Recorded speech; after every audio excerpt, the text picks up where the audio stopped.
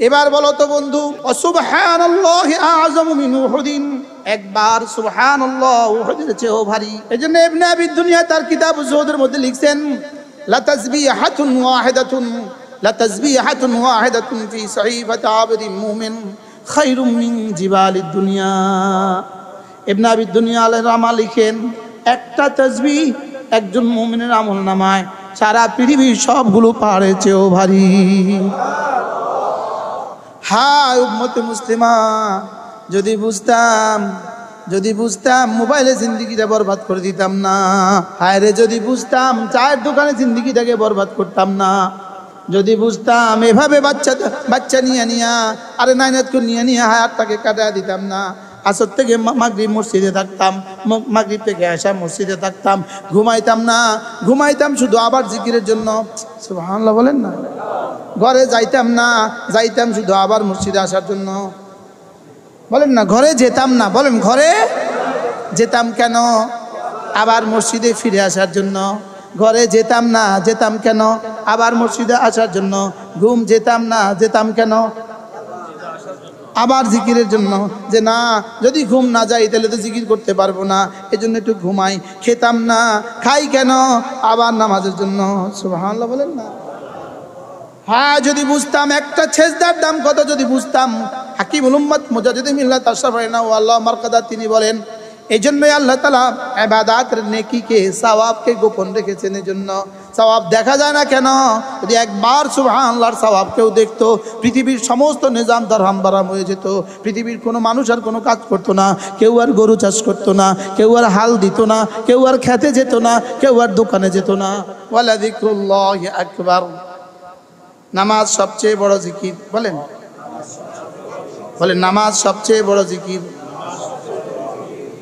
নামাজ হলো জিকির, আবার এটা করো জিকিরের সাথে। নামাজ পড়ো, নামাজ নিজেও জিকির, আবার এটা পড়ো জিকিরের সাথে। আকিমিস সালাতা লিযিকরি। নামাজ পড়ো জিকিরের জন্যই নামাজ পড়ো, জিকিরের জন্যই নামাজ পড়ো। প্রশ্ন হলো, এটা তো তাহসিলে হাসিল লাজেম আসবে। নামাজ জিকির আবার জিকিরের সাথে কেমনে হয়?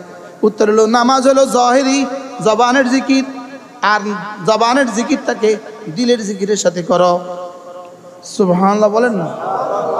আবার বলেন না, জবানের জিকিরকে দিলের জিকিরের সাথে করো। আকিমিস সালাতা লিযিকরি, আকিমিস সালাতা লিতাযকুরানি। তুমি আমাকে দিলে যে মনে রেখেছো, এটা বুঝাবার জন্য নামাজে দাঁড়াও। সুবহানাল্লাহ বলেন। তোমার দিলের ভিতরেরটা তুমি নামাজ দিয়ে আমাকে প্রকাশ করো। আমি যে বড় এই কথা তোমার দিলে আছে, এটা বাহিরে প্রকাশ করো। সুবহানাল্লাহ। আমি যে পবিত্র এটা দিলে আছে, এটা বাহিরেও প্রকাশ করো। তাই বাহিরে আর দিলে দুটোটাকে একসাথে মিলাও। আকিমিস সালাতা লিযিকরি। বাহিরে আর দিলে দুটোটাকে একসাথে মিলাও। সুবহানাল্লাহ বলেন। দুটোটাতে কি মিলাও? দুটোটাকে একসাথে মিলাও। সুবহানাকাল্লাহুম্মা ওয়া বিহামদিকা ওয়া তাবারাকা ইসমুকা ওয়া তাআলা জাদ্দুকা ওয়া লা ইলাহা গায়রুকা। জীবনে কবে এমনি পড়ছিলাম, কবে? এবার নানুপুর মাদ্রাসার সালানা জলসা আমি সানার বয়ান করছি। কেউ ছিলেন কিনা কে জানে। যেমন ধরেন, আপনার নাম কি? মুস্তাকিম।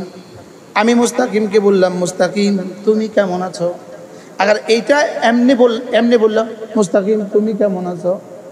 এমনি বললে মানুষ কি বলবে? বুঝেন নাই? মুস্তাকিম তুমি কেমন আছো, এটা এমনি না বললে আপনি বললেন মুস্তাকিম তুমি কেমন আছো। বিষয়টা কেমন? এটা কি সুন্দর হয়েছে? সুন্দর হয়েছে? হ্যাঁ, আমাদের এই হযরত মাওলানা সিদ্দিক সাহেব হুজুরকে আমি এমনি বললাম, হুজুর আপনি কেমন আছেন? ওমায় সাহেব আপনি কেমন আছেন? ওমায় সাহেব কি বলবে? ব্যর্থ। হ্যাঁ, ব্যর্থ। এভাবে না বলে না বলা ভালো ছিল। মানুষ যখন তুমি বলে, যখন মানুষ তুমি বলে, তখন এটা মুখোমুখি হয়ে তুমি বলতে হয়, চোখি তুমি বলতে হয়। মানুষ যখন আরেকজনকে তুমি বলে, তখন এই সময় তুমি ছাড়া পৃথিবীতে আর কেউ সামনে থাকে না। এবার দেখেন আরবি ভাষায় তুমি আরবি হলো কাব জবর কা, বলেন কাব জবর কা অর্থ কি? তুমি, বলেন কাব জবর কা অর্থ কি? এবার দেখেন সুবহানাকা, সুবহানাকাল্লাহুম্মা ওয়া বিহামদিকা ওয়া তাবারাকা ইসমুকা ওয়া তাআলা জাদ্দুকা ওয়া লা ইলাহা গায়রুকা। কয়বার? একটা বাক্যে আমি আমার মাবুদকে তুমি বলেছি 5 বার। একটা বাক্যে আমি আমার মাবুদকে তুমি বলেছি 5 বার। লেকিন জীবনে একবারও বুঝি নাই আমি যেখানে আমার রবকে তুমি বলছি। বাস্তব না বাস্তব? দুনিয়ার যে কাউকে আমি তুমি বলি, আমি তাকে আমার হৃদয়ে ধারণ করে তুমি বলি, তার দিকে আমার দিল ফিরিয়ে তুমি বলি, তার দিকে আমার চোখটা ফিরিয়ে তুমি বলি, আমার চেহারার রোগ তার দিকে, আমার দিলের রোগ তার দিকে, তারপরে কি বলি?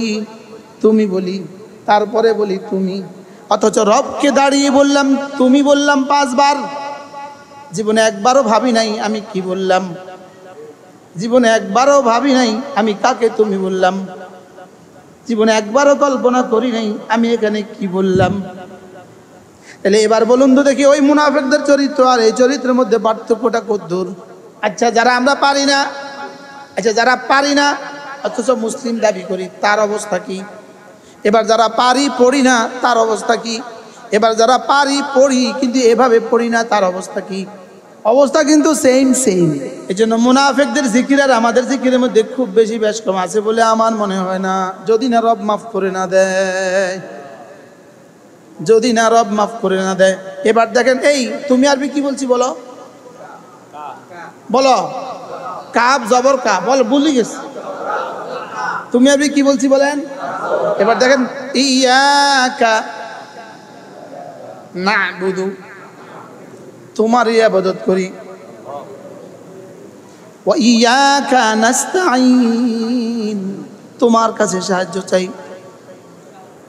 এরপরে আরো আছে, আরো আছে, আমরের ভিতরে তুমি আছে, ইহদিনা তুমি। এরপরে তুমি আরবি আরো আছে তা জবর তা, আনআমতা আলাইহিম, এখানেও আছে তুমি। সুবহানাল্লাহ বলেন। তাইলে এবার বলুন তো সানার মধ্যে পাইলাম 5 বার তুমি, সূরা ফাতিহার মধ্যে পাইলাম 4 বার তুমি, কয়বার? ইহদিনা তুমি, আনআমতা তুমি, ইয়াকা তুমি, ওয়া ইয়াকা তুমি। সুবহানাল্লাহ। লেকিন আমি কোথায়, তুমি কোথায়? তিনি তো আমার দিকে তাকিয়েই আছেন আর আমি ফিরে আছি আরেক দিকে। আমার জবান কি বলে, আমার দিল কি বুঝে? আমার দিল কোন দিকে, আমার জবান কোন দিকে? ফাওয়াল্লি ওয়াজহাকা শাতরাল মসজিদিল হারাম, চেহারাকে ফিরাও ঘরের দিকে, কারণ চেহারা তুমি আমার দিকে ফিরাতে পারবে না, চেহারা তুমি আমাকে আমার দিকে ফিরাতে পারবে না। এটা আমি বলে দিয়েছি, এটা আমি বলে দিয়েছি লাং তারানি, তুমি এটা বলে দিয়েছি, আমি এটা বলে দিয়েছি চেহারা দিয়ে তুমি আমার দিকে তাকাতে পারবে না। তবে আমি এটা বলে দিয়েছি ফালিয়াবুদু রব্ব হাযাল বাইত, চেহারাকে বলে দিয়েছি চেহারা দিয়ে তুমি আমার দিকে তাকাতে পারবে না, এই যোগ্যতা আমি তোমাকে দেই নাই। এই জন্য চেহারাকে বলেছি বাইতুল্লাহর দিকে ফেরাও, আর দিল দিয়ে আমার দিকে তাকাতে পারবা, এই জন্য আমি বলেছি ফাসাল্লি লিরাব্বিকা ওয়ানহার। এই জন্য আমি বলে দিয়েছি দিলটাকে আমার দিকে ফেরাও। বলেন দিলকে আমার দিকে ফিরাও, চেহারাকে বাইতুল্লাহর দিকে ফিরাও। এখন কোন রকমে তো চেহারাকে বাইতুল্লাহর দিকে ফিরিয়েছি, লেকিন দিল ফিরিয়েছি কোন দিকে?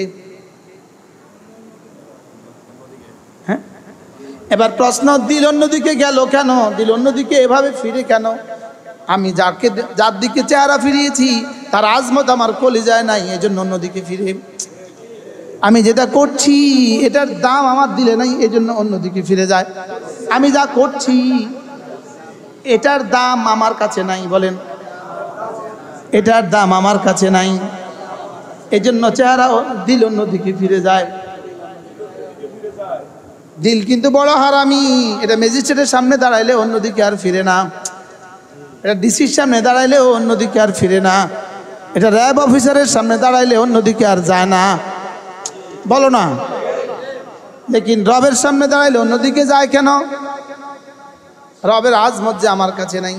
আর যে নামাজে আমি দাঁড়িয়েছি এটার দাম যে আমার জানা নাই, যে তাসবিহ আমি পড়ছি এটার দাম যে আমার জানা নাই, বলেন এটার দাম যে আমার কি নাই, আমার জানা নাই। আচ্ছা যেমন ধরেন আমি বললাম, ইনাকে বললাম, ইনি হলো রাজমিস্ত্রি, তাকে বললাম আমাকে একটা ঘর বানিয়ে দাও, আমার এস্টিমেট 5 কোটি টাকা, আমার বরাদ্দ হলো 5 কোটি টাকা। এবার তুমি কত নিবা? তা আমি নিব তোমার কাছ থেকে 20 লাখ টাকা। তাহলে আমার 5 কোটি টাকার ঘর, ইনার 20 লাখ টাকা মজুরি, ঠিক আছে তো? জোরে কয় না, ঠিক আছে তো? প্রশ্ন, ঘরটার দাম বেশি না মজুরির দাম বেশি? জোরে কন। যে এ যদি বলে 5 কোটি টাকার ঘর বানাইতে আমাকে দিতে হবে 10 কোটি, আপনি কি বলবেন? মাথা খারাপ লাগতো না ঘর? আচ্ছা এবার এই কথা বুঝে থাকলে বলুন তো দেখি, 5 কোটি টাকার ঘর, 20 লাখ টাকার মজুরি, মজুরি হলো তার পুরস্কার, মজুরি হলো কি তার পুরস্কার। এবার বলেন ঘরের দাম বেশি না মজুরির দাম বেশি? বলেন ঘরের দাম বেশি না মজুরির দাম বেশি? এবার রব্বুল আলামিন বলেন একবার কালিমা তৈয়্যিবা পড়লে 10টা দুনিয়া বরাবর জান্নাত দিব। এবার প্রশ্ন, একটা বার কালিমার দাম বেশি না 10টা দুনিয়া বরাবর জান্নাতের দাম বেশি? আরে বুঝছে তো? হ্যাঁ, এটা একবার পড়লে 10 দুনিয়া দিবে, তাহলে এটার দাম কত? আরে সুবহানাল্লাহ বলেন না।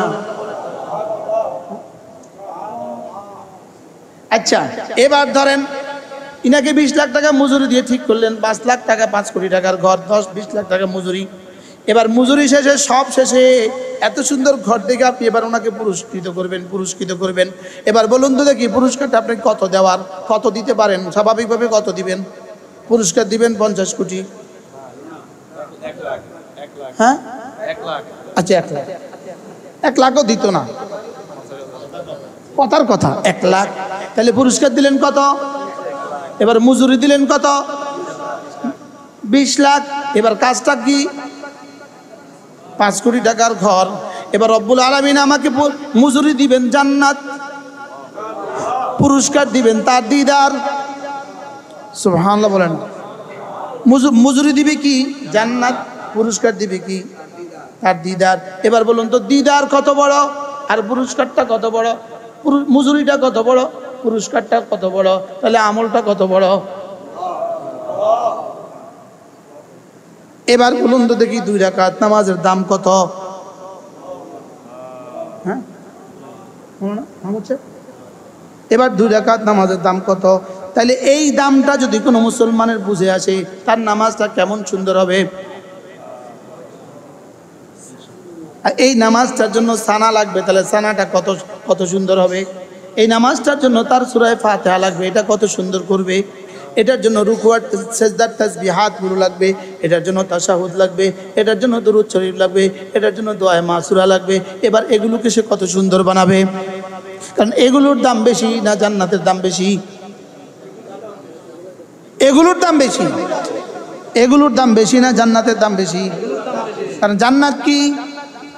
পুরস্কার। জান্নাত কি? এবার পুরস্কারের দাম বেশি না কর্মের দাম বেশি? কর্মের জরুরত বেশি না পুরস্কারের জরুরত বেশি? আপনি কি ঘরটা বানাইছেন ওরা টাকা দেওয়ার লাগে? আপনি ওরা অনেক মহাব্বত করেন আর কি, মিস্ত্রি। এখন আপনি ওরে মহাব্বত করে শোন বেকার বয়ে লাভ কি, আমার ঘরটা করে দে, তোর 20 লাখ টাকা দিব। ওর মহাব্বতে নিয়ে আপনি ওরে 20 লাখ টাকা দিচ্ছেন না, আপনার ঘরের মহাব্বতে 20 লাখ টাকা দিচ্ছেন। বুঝে কন? ঘরের মহাব্বতে 20 লাখ দিচ্ছেন না, ওর মহাব্বতে 20 লাখ দিচ্ছেন। এবার আল্লাহ কয় তুই নামাজ পড়লে আমি তোর জান্নাত দিমু। আসলে আমার জান্নাতের মহাব্বতে আমারে নামাজ পড়াইতেছে না আমারে নামাজ পড়াইতেছে জান্নাতের লাইগা? না জান্নাতের লাইগা নামাজ পড়াইতেছে না আমারে নামাজের লাইগা বানাইছে? বুঝার কন? তাহলে আল্লাহর উদ্দেশ্য এখানে নামাজ না জান্নাত দেওয়া? ঘর বানানোর উদ্দেশ্য না ওর টাকা দেওয়া উদ্দেশ্য? হ্যাঁ, ঘর বানানোর উদ্দেশ্য না টাকা দেওয়া উদ্দেশ্য? মসজিদ বানানোর উদ্দেশ্য না মিস্ত্রির টাকা দেওয়া উদ্দেশ্য? তাহলে এবার নামাজ উদ্দেশ্য না জান্নাত উদ্দেশ্য? তাহলে আমাকে বানিয়েছে জান্নাতের জন্য না নামাজের জন্য? নামাজ পড়লে দিবে কি? এবার আমাকে বানাবার উদ্দেশ্য নামাজ না জান্নাত? বেচা কিনার মধ্যে আমি আমার মোবাইলটা বিক্রি করব, এটা বিক্রি করব, এটা বিক্রি করব 3000 টাকা। এবার 3000 টাকা উদ্দেশ্য না এটা উদ্দেশ্য? বেচা কিনার মধ্যে দ্রব্য উদ্দেশ্য না মূল্য উদ্দেশ্য? দ্রব্য উদ্দেশ্য না মূল্য উদ্দেশ্য? তাহলে নামাজ হলো বেচলাম, নামাজ হলো বেচলাম, জানমান বেচে দিলাম জান্নাতের বিনিময়ে। জানমান হলো মাবি, জান্নাত হলো সামান মূল্য। জানমান হলো আমার মাল হলো দ্রব্য, জান্নাত হলো মূল্য। এবার কোনটা উদ্দেশ্য? আমার জান আমার মাল বলেন না, এটা হলো উদ্দেশ্য। বলেন এটা হলো কি? এখন আমার জান আমার মাল উদ্দেশ্য কি? গাড়ির উদ্দেশ্য গাড়ি না গাড়ি চালানো? বলে না, গাড়ির উদ্দেশ্য গাড়ি না গাড়ি চালানো? ফ্যানের উদ্দেশ্য ফ্যান না ঘোরা? আমার জানমালের উদ্দেশ্য ইবাদত। সুবহানাল্লাহ বলে না। তোরা আমি জান দিলাম নামাজে দাঁড়াবি এই জন্য, তোরা আমি মাল দিলাম মাদ্রাসা করবি এই জন্য। আরে সুবহানাল্লাহ বলেন না। তোরা আমি জান দিলাম তুই নামাজ পড়বি এই জন্য, তোরা আমি মাল দিলাম তুই যাকাত দিবি এই জন্য। সুবহানাল্লাহ বলে না রে। তোকে আমি মাল কেন দিলাম? দেখ কোথায় কোথায় মসজিদ লাগিয়ে দিবি, কোথায় কোথায় মাদ্রাসা লাগিয়ে দিবি। আর তোর আমি জান কেন দিলাম? নামাজ পড়বি, রোজা রাখবি। ওহ, মুহররমের একটা রোজা যদি কোনো মুসলমান রাখে 1 বছরের গুনাহ মাফ। মুহররমের 10 তারিখ বলেন, বলেন মুহররমের 10 তারিখ একটা রোজা রাখবো, 1 বছরের গুনাহ মাফ। না এই স্লোগান যদি কেউ দেখে মাথা গেরা। তুমি পারলে দুনিয়ার কোনো কাম আমারে কও নাই বাবা, যেটা করলে 1 বছরের বেতন দিব। বুঝে না কথা? 1 বছরের বেতন দিবে পারলে এমন কোনো কথা তুমি আমাকে শিখাও। আমি তোমার তো শিখাইলাম একটা কথা, মুহররমের 10 তারিখ একটা রোজা রাখবো, 1 বছরের গুনাহ মাফ করে দিব। তুমি পারলে দুনিয়ার কোনো লাভ আমার এইভাবে শোনা না কি? আগামী রবি সোম 2 দিন রোজা রাখবো, বলো ইনশাল্লাহ বলো। আজকে কি বার? আজকে মঙ্গলবার, আজকে 5 তারিখ, রবিবারে 9 তারিখ, সোমবারে 10 তারিখ। সোমবারে বাস সম হয়ে গেল, মুহররমও হয়ে গেল। তাহলে রবি সোম 2 দিন রোজা রাখবো ইনশাল্লাহ। যারা রাখবেন না তারা হাত তোলেন। যারা কারা কারা রাখবেন হাত তোলেন, বলেন ইনশাআল্লাহ। আবার বলেন ইনশাআল্লাহ। আল্লাহ তৌফিক দান করেন। হ্যাঁ, আচ্ছা 1 বছরের গুনাহ মাফ করে দিবে 1 দিনের রোজা, তো ওই রোজাটা আল্লাহর কাছে কেমন প্রিয়? হ্যাঁ, আসলে মূলত 1 বছরের গুনাহ মাফ করে দেওয়ার লাগে এটা বানাইছিল নাকি এটা বানাইছে এটার জন্য? হ্যাঁ, ওটা দিছে পুরস্কার। সুবহানাল্লাহ বলেন না। এটা উদ্দেশ্য না পুরস্কার দেওয়া উদ্দেশ্য? তো পুরস্কার বড় না এটা বড়? তো এইটা কত বড়? যেই কাজটা করলে 1 বছরের বেতন দিয়ে দিব, এটা কত বড়? যে কাজটা করলে 1 কোটি টাকার 1 কোটি ডলারের ঋণ মওকুফ করে দিব, এটা কত বড়? করবো তো ইনশাআল্লাহ। তাহলে মুনাফিকের কয় চরিত্র? 1 নাম্বার জিকির কি করে, আর 2 নাম্বার কি? আল্লাহর রাস্তায় দান করে না এবং করতে কি দেয়। আমরা কয়টা করব? 1 নাম্বার বেশি বেশি জিকির করব। 1 নাম্বার বেশি বেশি জিকির করব। কমপক্ষে 5 ওয়াক্ত নামাজের পরে 33 বার সুবহানাল্লাহ, 33 বার আলহামদুলিল্লাহ, 34 বার আল্লাহু আকবার। 1 নিঃশ্বাসে 1 বার। বলেন কয় নিঃশ্বাসে কয়বার? এভাবে পড়বো তো? আগে কি এভাবে পড়তেন না অন্যভাবে? কেমনে পড়তেন?